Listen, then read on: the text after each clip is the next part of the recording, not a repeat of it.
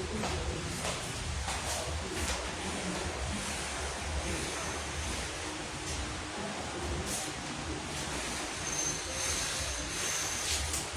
God. Hallelujah. Palakpakan po natin ang ating Panginoon.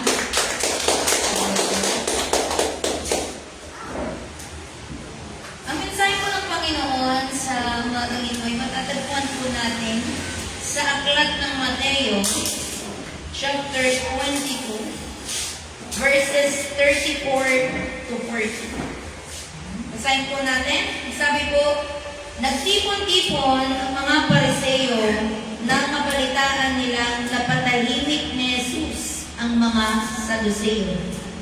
Isa sa kanila na dalubhasa sa kautosang Hudyo ang nagtanong kay Jesus upang subukan ito. Guro, alin po ang pinakamahalagang utos sa kautusan? Tanong niya. Sumagot si Jesus, ibigin mo ang Panginoon mong Diyos ng buong puso, ng buong kaluluwa, at ng buong pag-iisip. Ito ang pinakamahalagang utos. Ito naman ang pangalawa, ibigin mo ang iyong kapwa, gaya ng pag-ibig mo sa iyong sarili.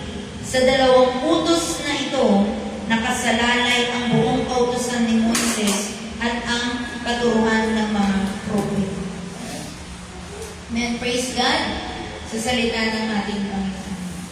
So, umagang ito po mga kapatid, gusto po tayong palalahanan ng Lord. Ano nga ba yung pinakamahalagang utos? Dahil bilang isang tagasunod ng ating Panginoon, ano ang susundin natin kung yung utos mismo ay hindi natin alam? Amen? Doon po sa una na sinabi na pinakamahalagang utos, ibigin mo ang Panginoon. Ang sabi po ba doon ay, ibigin mo ang Panginoon kung kailan mo lang gusto? Kapag may problema ka? Kapag masagana ka? Ang sabi po doon, ibigin mo ang Panginoon ng buong puso. Ng buong kaluluwa at ng buong pag-iisip. The question is, mga kapatid, ang ating buong puso kaya ay nailalaan natin sa ating Panginoon? Gaano kalaki ang naibibigay natin sa Panginoon? Gaano kaliit ang naibibigay natin sa Panginoon? Dahil ang sabi po sa salita ng Diyos, kailangan ibigin ng buong puso. Pag sinabi natin buo, hindi kalahati, hindi 3/4, hindi kung kailan ka lang available sa Lord, hindi kung kailan mo lang naisipang bumalik sa Lord. Ang sabi po, ibigin natin siya ng buong puso. Bakit mga kapatid? Dahil the moment na hindi natin na iniibig ang ating Panginoon ng buong puso, madali na lang tayong makagawa ng mga bagay na hindi naaayon sa kalooban ng ating Panginoon. Kapag nawala na yung pag-ibig natin sa ating Panginoon, madali na lang tayong sumuway sa mga utos niya. Kapag wala na tayong pag-ibig sa ating Panginoon, madali na lang tayong makagawa ng kasalanan. Kung bakit merong mga Kristiyano na, pero nakakagawa pa rin ang mga kasalanan, ayun na dahil nawawala ang pag-ibig nila sa Panginoon. Alam niyo po mga kapatid, sabi ko sa salita ng Diyos, na sa mga huling araw, marami ang manananig. Ibig sabihin, maraming mga Kristiyano ang maiinit nung una silang nakakilala, pero kapag ngayon na we are in end times, malapit ng pagdadating ng Panginoon, marami ang Kristiyano ang tatalikod sa kanilang pananampalataya. Maraming mga Kristiyano ang pipiliin ang mundo kaysa ang pag-ibig ng Panginoon. Maraming Kristiyano ang pipiliin ang luho kaysa sa Panginoon.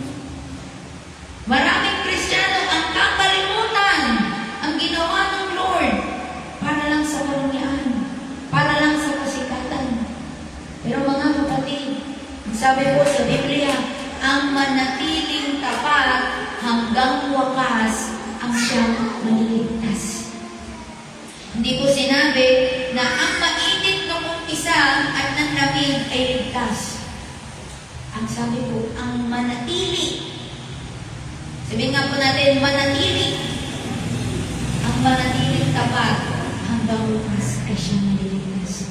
Praise God! Dahil sa umagang ito, tayo tuloy na nananatili sa piling ng ating Panginoon. Alam niyo po mga kapatid, magagawa po natin na manatili sa ating pananampalataya, sa ating Panginoon, kung ang pag-ibig natin sa Diyos ay hindi po natin hahayaan manlamig. Paano po ba nanlalamig ang isang Kristiyano? Kapag napabayaan niya na ang relasyon niya sa Diyos. Kapag hindi na siya nagbabasa ng Biblia, kapag hindi niya na binabasa yung love letter ni Lord, kapag hindi na siya nananalangin, kapag hindi niya na kinakausap ang kanyang unang pag-ibig, doon nagsisimula na manlamig ang isang Kristiyano. Hanggang sa unti-unti, tinatamad na pumunta ng church. Tinatamad na magpatungkol sa gawain. Tinatamad na magpatungkol sa Panginoon. Hanggang sa madali na lang matapat sa puso. At dahil na doon ang condemnation na sinisisi mo ang sarili mo, makasalanan naman na ako, nakakahiya na sa Lord, ay tuluyan ka lang tatalikod sa Panginoon. Pero mga kapatid, isa sa naisipaalala sa atin ng Panginoon, now is the time for us to come back sa first love natin, sa pag-ibig ng ating Panginoon. Dahil mga kapatid, ang pag-ibig ng Diyos ay nariyan. Ngunit ang tao lang ang umaalis at lumalayo. Sa pamamagitan ng ano? Sa pamamagitan ng paggawa ng kasalanan. Mga kapatid, bakit lagi natin kailangan isipin na dapat laging buo yung puso natin sa Lord? Kasi the moment na hindi na po buo yung puso natin para sa Panginoon, ang ganun mga kapatid, delikado ang kalooban. Bakit nilipit sa akin ng Lord na puro naman sa ano mangyayari kapag meron kasalanan? Bakit po? Dahil yan sa pag-ibig ng Panginoon na ayaw niya tayong mapahamak, kaya binabalaan niya tayo na huwag na tayong mamuhay sa kasalanan. Minsan iisipin ng tao, ay maliit lang naman to kaysa dun sa mga iba na kriminal talaga. Ay mababaw lang naman na to, kasalanan to. Ano po mga kapatid? Maliit o malaki? Mababaw o malalim? Basta yan ay kasalanan, yan ay kasalanan. Dahil ang hinahanap po ng Panginoon ay yung pusong buo na malinis. Hindi niya po hinahanap yung puso na 3/4 malinis, yung 1/4 marumi. Dahil ang ating pong Diyos ay Diyos na banal. Ngayon, mga kapatid, kung tayo po ay hindi magpapakabanal, delikado po ang kahihinatnan ng ating kaluluwa. That's why mga kapatid, it is the number one thing na sinabi dito ng Panginoon na pinakamahalagang utos, ibigin mo ang Panginoon. Kasi kapag inibig mo ang Panginoon ng buong puso, hindi ka makakalunya sa Kanya. Hindi ka magkakaroon ng Diyos-Diyosan. Hindi mo pipiliin ang mundo kasi sa Kanya. Bakit? Kasi mahal mo siya. Kapag mahal mo siya, igagalang mo ang araw ng Sabat. Kapag mahal mo siya, igagalang mo ang iyong ama at ina. Kapag mahal mo siya, hindi ka papatay ng iyong kapwa. Kagaya ng pangalawang sinabi niya na ibigin mo ang iyong kapwa gaya ng iyong sarili. Kapag ginawa po natin itong unang pangalawa, hindi po natin na-violate yung kautosan na thou shalt not kill. Dahil mga kapatid, yung Ten Commandments, hindi natin yan malalaman kung itong mga pinakamahalagang utos na ibigin mo ang Diyos ng buong puso at ibigin mo ang iyong kapwa ay ating isang pamumuhay. It's all about love. Pero hindi po natin magagawa na mahalin ang ating kapwa, hindi po natin magagawang mahalin ang ating sarili, hindi po natin magagawang mahalin ang ating Diyos kung hindi po natin aalalahanin yung pag-ibig na ipinagkaloob sa atin ng ating Panginoon. Maraming mga tao kasi ang sasabihin na hindi ko kasi naranasang mahalin. Kaya siguro hirap akong magmahal. But you know what, mga kapatid? Ang lahat ng tao ay nakaranas ng dakilang pag-ibig ng Panginoon. It's a matter na sa mundo lang natin kasi hinahanap. Maraming mga kabataan, pakiramdam nila, hindi sila mahal ng magulang nila, walang nagmamahal sa kanila. Pero ang totoo, merong Diyos, Ama, na nagmamahal sa kanyang mga anak. Maraming pang magulang, ang akala nila ay walang nagmamahal sa kanila kapag hindi na sila nakakapasa ng kanilang mga anak. Pero merong Diyos na kahit anong araw, kahit anong oras ay patuloy tayong minamahal. What's the point, mga kapatid? Ang kaaway, bibigyan ka ng mindset na ay kawawa ka naman, nag-iisa ka na lang, walang nagmamahal sa iyo. Pero ang salita ng Panginoon ang nagsasabing, mahal kita. Sinasabi ng Panginoon, mahal kita. Kung bakit siya nagpapapako sa krus dahil mahal ka niya. Kung bakit ibinigay ng ating Diyos Ama ang kanyang bugtong na anak ay dahil mahal ka niya. And simply, think of it, mahal ka niya. Ang tanong, mahal mo ba siya? Namatay siya para sa atin. Handa ba tayong mamatay para sa kanya? O yung simpleng mabuhay na lang para sa kanya ay hindi pa natin magawa? Yung simpleng babangon na lang tayo para sa kanya, hindi pa natin magawa? Yung simpleng babangon tayo para manalangin sa kanya, hindi pa natin magawa? Mga kapatid, why this is the message of the Lord is dahil sa sobrang pagmamahal niya sa atin, siya'y nananabik sa atin. Anak, nasan ka na? Anak, nasan na ang iyong unang pag-ibig? Kasi ako, nandito lang ako. Nagmamahal sa'yo. Hinihintay kita. Hanggang kailan ka manlalamig? Then mga kapatid, ang mga nanlalamig ay hindi lamang yung mga taong hindi umaattend sa church, kundi yung mga tao na umaattend na lang sa church dahil nakasanayan, pero yung puso, yung alab sa Panginoon ay nawawala na. Gusto po ng Panginoon, mga kapatid, na bago tayo pumunta dito sa kanyang templo, nandun na yung pananapik natin na, Lord, gusto kitang maranasan sa praise and worship pa lang. Lord, excited ako sa message mo ngayong umaga. Kasi kung wala po tayong ganong expectant heart sa Panginoon, ano po ang mararanasan natin? Kung wala po tayong ganong expectation sa Panginoon, ano po yung marireceive natin? Because I'll tell you, mga kapatid, never nabigo ang isang tao na nag-expect sa Panginoon. Hindi ka mag-expect kung sino yung tatayo, kung sino yung ginagamit. No? Dahil vessel lang yan ng Lord. Dapat kang mag-expect doon sa Diyos na gumagamit kung sino yung nasa harap. Pero the moment na hindi ka na-expectan, na ay, ano lang, normal Sunday lang na. Danger, kapatid. Sa'yo na yan, malapit ka na kapatid. O baka nanlalapit ka na at hindi mo pa alam. Hindi kong, wala, upo lang ako sa church, tapos natayo, pag pinatayo, tapos, yun, okay na.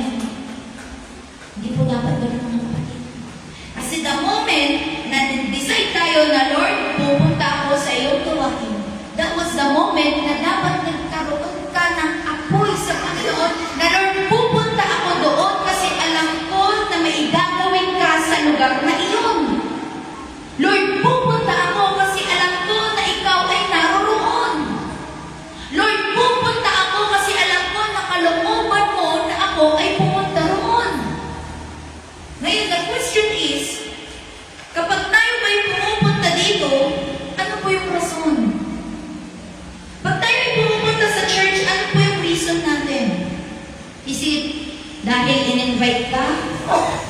Dahil pinalo up ka ng kaso mo? Dahil nahihiya ka pag di ka umaten?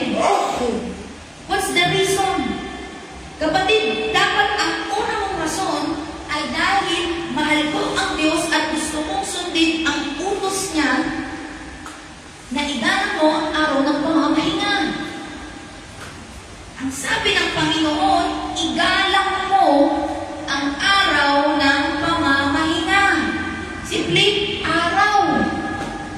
3 hours na lang, hindi mo pa magawa magpahinga sa Panginoon.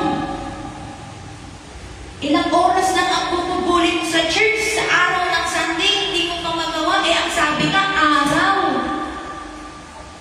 Kamusta ba yung Monday to Saturday mo? Nagpapahinga ka pa ba sa presensya ng Panginoon? Kapatid, kung bakit inutos ito ng Panginoon ay dahil alam ng Diyos na iyon yung kailangan natin. Kasi the moment na hindi na natin sinusunod ang utos ng Lord, yun ay ikapapahamak natin. Kapag hindi tayo namamahinga at puro tayo trabaho, ano yung pwedeng mangyari? Pwede mong mapabayaan ang iyong physical na katawan. Sino lang din ang sisingilin doon? Ikaw din. Pero ito mas malupit. Kung hindi mo inaalagaan ang espiritual mong pamumuhay, paano yun? Pwede ang ganda, ang gwapo natin sa panlabas, malusog tayong tignan, hindi tayo nangangayayat. Yung tanong, kamusta yung espiritu natin? Baka malnourished na yan. Kamusta yung espiritu natin? Blooming pa ba yan? O parang tuyot na? Kasi hindi mo inaalagaan. Mga kapatid, alalahanin po natin, meron tayong physical na katawan, meron tayong kaluluwa, meron tayong espiritu. Kapag isa dyan ay pinabayaan mo, delikado. So dapat lagi mo, kung pinapakain mo yung physical mo, higit lalo yung spiritual. Kung inaalagaan mo yung physical mo na ayaw mong magluto, kapatid, higit lalo sa physical. Kung titignan natin, problemado ang tao kapag hindi nakakain ng at least 3 times a day. Ang tanong, ang tao ba namumblema kapag hindi siya nakapagbasa ng Bible kahit once a day? Kasi ang utos na basahin mo, dili-dilihin mo, araw at gabi. Twice. Minimum yun, ha? Kasi ang sabi, kailangan magbabad ka sa presensya ng Lord. Kapag wala nang maisasaing ang tao, alibaga. Ang tanong, nagbasa ka na ba ng Biblia sa araw na iyan? Kapag wala nang maulam, wala nang laman yung rep, wala nang pambili, aligaga ang tao. Ang tanong, kapag hindi ka pa nagpapagbabasa, anong nararamdaman mo? O okay lang sa'yo. Kasi, tsaka na lang pag Sunday, nagiginig na lang ako ng preaching. Pwede ba yun? Sabihin natin na, ay, sa Sunday na lang din ako kakain. Hindi na ako kakain na naman dito sa Saturday. Okay lang yun. Kakain na naman Sunday. Fasting na, hirap na hirap Hallelujah. Nga kapatid, bakit? Bakit ito yung sinasabi ng Lord? Kasi ito yung mga bagay na gusto niyang kamulatan natin na anak, ang pag-aalaga sa iyong espiritu ay mahalaga. Ang pananalangin at pag-aayuno ay mahalaga. Kung titignan po natin, sabi sa Bible, magagawa lamang ay pangyayari lamang iyon sa pamamagitan ng pananalangin at pag-aayuno. Amen. Ngayon, kung hindi pa pala natin na-try na mag-ayuno, baka kaya wala pa tayong milagrong nararanasan. Pwede natin sabihin, ay ano kasi, sila pastor na lang magpaste, kaya na nila pastor yan. Ano po, sabi sa Bible, di naman sinabi na ang mga pastor lamang ang mag-ayuno. Ang kaya huwag kang mag-ayun. Walang ganun. Ang sabi pa nga doon, hindi lamang sa tinapay na bubuhay, amen? Ang isang tanong. Kundi doon, sa salita ng Panginoon. Ngayon, kung bakit ang mindset ng tao, mamamatay siya kapag siya nag-fasting, kasi hindi siya nagbabasa ng salita ng Lord. Ay, hindi mo kasi tayo mag-fasting. Paano mo kakayanin kung hindi ka naman nagbabasa ng Biblia? Alam niyo po mga kapatid, bakit ito tinuturo ng Lord? Gusto niyang ibigay sa atin yung susi. Kung paano tayo magkakaroon ng mga answered prayers. Gusto mo ng pagbabago sa buhay mo? Bakit hindi ka gumawa ng bago sa'yo mag-fasting? Why don't you try? Kasi hindi yun sasabihin ng Lord ng para lang sa wala, para ka lang gutumin, para ka lang maghirap, para ka lang mamayat physical mo. May benefit kung bakit yung sinabi ng Lord.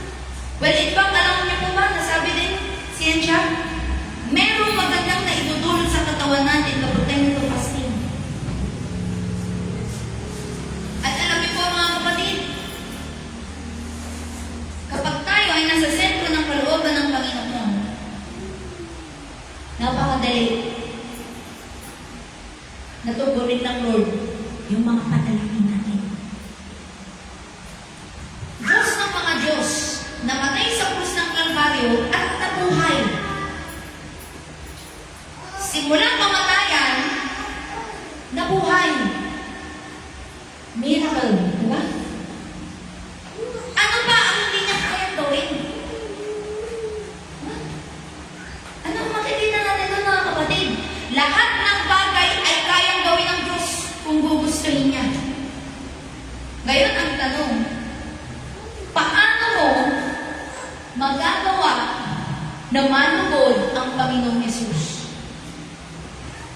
Kasi kapag nabigyan natin ng kaluhuran ang Panginoon, napakadali na ibigay ang ating panalangin. Kahit sa isip mo, napakahirap na nun. Imposible na nun.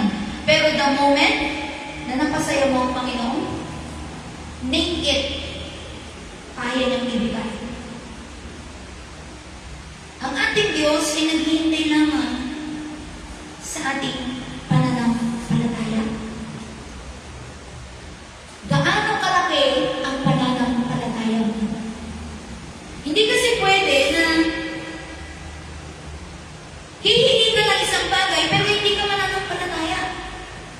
Na parang nag-pray ka, tapos magda-doubt ka pa na tugunin kaya yun ni Lord?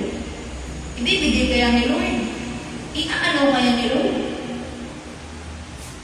Papagalingin kaya ako ni Lord? Kasi na mo na nagkaroon ka ng ganong thinking, doon pumapasok yung doubt. Kapag pumasok yung doubt, nawawala yung faith. At kapag nawala yung faith, paano tayo magkakaroon ng answered prayer? Kung titignan po natin, isang story sa Biblia, doon sa babae na 12 taon lang nagdurugo. Nang dahil sa kanyang pananampalataya, siya'y bunuhin. 12 years. Kung ikaw isipin mo, meron kang 12 years na problema na hindi pa nasolusyonan, pananampalataya ka pa kaya sa Lord? Kung ikaw 12 years, may sakit ka, mananatili ka pa ba kaya sa Lord? Alam niyo po yung babaeng iyon, ang sabi niya lang, mahipo niya lang yung reliance. Gawin ng Lord. Ganon yung faith niya. Yung faith natin, kamusta? Wala nang masahin. Wala nang masahin. Ano to? Magtrabaho muna ako kahit araw ng Sunday. Alam ko mga kapatid, ang naranasan ng tao ay bunga ng desisyon niya sa buhay. Desisyon mo na unahin mo ang Panginoon, ano yung bunga? According to His Word. Kapag inuna mo ang Panginoon, siya ang bahala sa iyo. Desisyon mo na unahin yung mundo, Unahin yung labada, hindi ka talaga matatapos din. Alam niyo mo mga kapatid, titingnan po natin, no? Kung ang Diyos na buhay, kayang patawarin ang taong makasalanan, basta siya'y magsisi. Hindi ba't karapat dapat ang ating Panginoon na ibigin din natin? Ngayon, paano natin sasabihin, mahal natin ang Panginoon kung mas pipiliin natin ang ating labada kaysa sa Kanya? Paano natin sasabihin, mahal natin ang Panginoon kung mas pipiliin natin ang pera kaysa sa nagbibigay nito? Kasi ang ganatan yung mga kapatid, ang pera nauubos. Makuha mo yan ngayon, bumili ka ng isang grocery, pagkatapos ng isang linggo, ubos na. Pero ang pag-ibig ng Panginoon, ang katapatan ng Lord ay hindi nagbabago. Ano ang pipiliin mo, kapatid? Huwag tayong maging mangmang. Kasi kapag inuna natin ang hindi kalooban ng Lord, aminin man natin o hindi, tayo nagiging mangmang. Na narinig na natin ang salita ng Diyos, pero hindi pa rin natin pinapakinggan. Pwedeng nakaupo ka dyan ngayon, pero hindi mo pinapakinggan ang salita ng Lord. Kasi ang ibig sabihin ng pakinggan, ipapasok mo dito sa tenga mo, at itatanim mo sa puso at isipan mo. Pero kapatid, kung hindi mo yun gagawin, huwag mong sisisihin ang Diyos pag dumating ang araw na hindi ka niya papasukin sa langit. Kasi hindi siya nagkulang ng pagpapaalala sa iyo na anak, naalala mo ba yung linggo na ito? May ginamit ako para ipaalala sa iyo ang putos ko. May ginamit ako para sabihin sa iyo ang dapat mong gawin. Ano ang ginawa mo? Huwag po natin hintayin na gano'n ang marinig natin sa Diyos. Ang sikapin po natin ay marinig natin sa Diyos na well done, my good and faithful servant. Huwag po natin pangarapin na sabihin sa atin ng Lord na hindi ko kayo kilala. Sabi po nung sa Biblia in Matthew 7:21, mga kumakatok, no? Pero hindi sila pinapasok. Kahit sinabi na, Lord, nagpagaling kami sa iyong pangalan. Lord, nagpalayas kami ng mga demonyo sa iyong pangalan. Kung titignan natin, hindi lang yung simpleng pag-attend sa church. May ginagawa sila para sa Lord. Eh paano pa kaya kung umaattend ka na nga lang sa church? Ang sakit na, no? Sasabihin sa'yo ng Lord, hindi ko kayo nakikilala. Mga mapagkunwari. Mga kapatid, yaman rin lamang na tayo ay dumadako sa kanyang templo. Siguraduhin na po natin, mga kapatid, na ang ating puso ay naibibigay natin sa Lord. Huwag po natin hayaan na masayang ang ating pagpapagal. Huwag po natin hayaan na masayang ang ating pagdalo sa gawain. Yaman rin lamang na tinanggap na natin ang ating Panginoon. Mamuhay na tayo para sa Kanya. Dahil dalawa lang yan, kapatid. Kung hindi ka mabubuhay para sa Panginoon, ikaw ay nabubuhay para sa mundo. At kung ikaw ay nabuhay para sa mundo, tiyakin mo na kapag ikaw ay namatay, sa impyerno ang punta mo. Pero kung ikaw, sa habag at grasya ng Panginoon, hihingin mo sa Diyos na ng Espiritu, tulungan mo ako na masunod ang kalooban mo. Kita-kits po tayo sa langit pagdating ng Panginoon. Ang kapatid, again, it's your decision. Ito po yung lagi ko pong sinasabi, no? Na ang salita ng Panginoon ay ipinapahayag po namin. Pero decision mo kung tatanggapin mo o hindi. Pero yung decision mo na yan ay merong bunga. It's either kapag ikay nakinig, ikay maliligtas. Kung hindi ka nakinig, ikay mapapahamak. At wala kang ibang sisisihin, kundi ang sarili mo. Dahil hindi nagkulang ang Panginoon. Ang tutusin, mga kapatid, no? Pag tayo, meron tayong kaibigan, meron ginagawang mali. Tapos lagi natin ina-advise ang pinapayuhan na, ay, huwag ng ganyan, ganyan, ganyan, kasi mali yan. Tapos inuulit na inuulit, paulit-ulit. Bilang tao, parang magsasawa ka na lang eh. Sige, bahala ka sa buhay mo. Gusto mo yung buhay mo yan eh. Pero ang Diyos hindi ganun eh. Sa sobrang pagmamahal niya, kahit nakakapagod ka na, hindi pa rin siya napapagod. Nahilahin ka. Kahit nagpupumilit ka na lumayo sa Kanya. Dahil hindi mo inuuna ang ating Panginoon, hinahabol ka pa rin niya. Ganun siya magmahal. Pero mga kapatid, huwag mo nating hintayin ang oras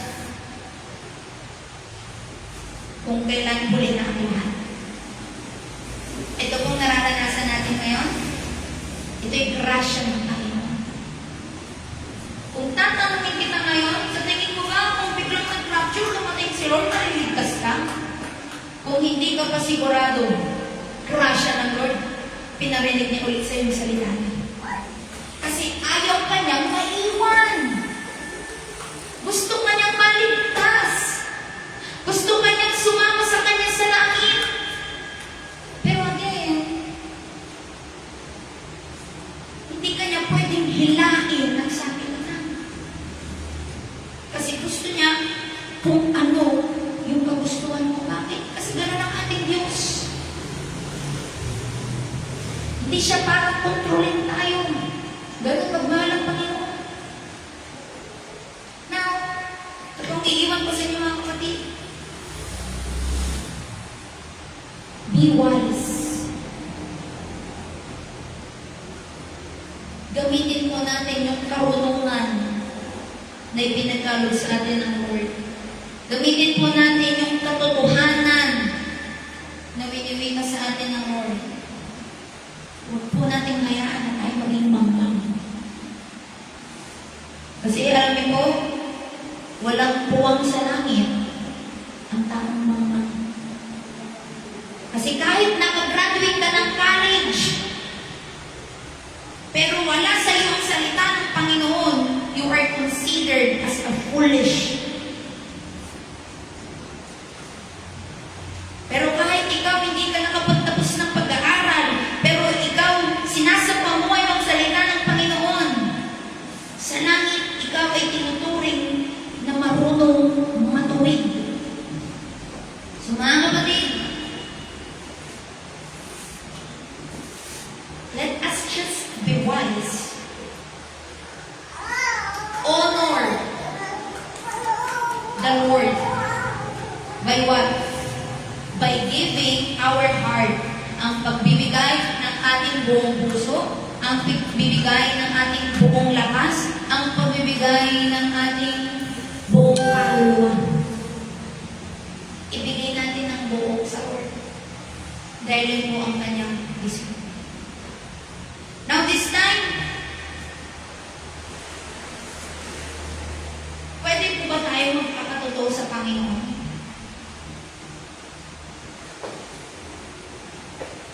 Tayo po'y mananalangin sa ating Diyos. Tayo pong lahat ay tumayo. Sa ating pagtayo, sa ating paglapit sa Panginoon, pwede po ba na siya muna?